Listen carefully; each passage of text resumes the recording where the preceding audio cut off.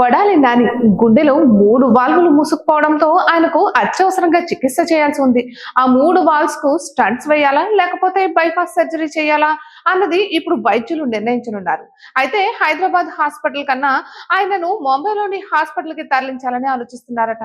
ఇక అక్కడ ప్రసిద్ధి చెందిన హాస్పిటల్స్ కు ఇప్పటికే కొడాలి నాని రిపోర్టులు పంపించినట్లుగా తెలుస్తోంది.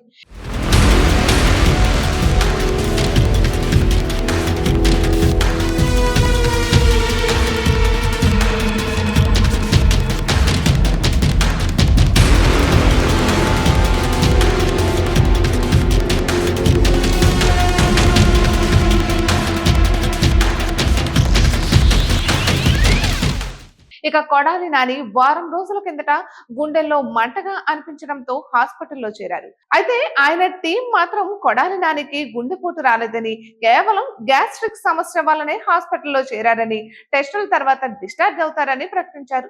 అయితే ఆయన డిశ్చార్జ్ కాలేదు. గుండెల్లో 3 వాల్సులు పూడుకుపోవడంతో ఏదో ఒకటి చేయాల్సిందేనని వైద్యులు చెప్పడంతో ఆపరేషన్ కు సిద్ధమవుతున్నారు.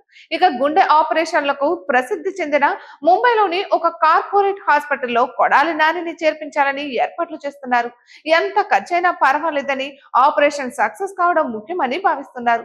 ఇక కొడాలి నాని వ్యక్తిగత ఆహారపు అలవాట్ల వల్ల ఆపరేషన్ కు ఆయన శరీరం సహకరించే స్థితికి ముందుగా రావాల్సిన అవసరం ఉంటుందని నిపుణులు చెబుతున్నారు.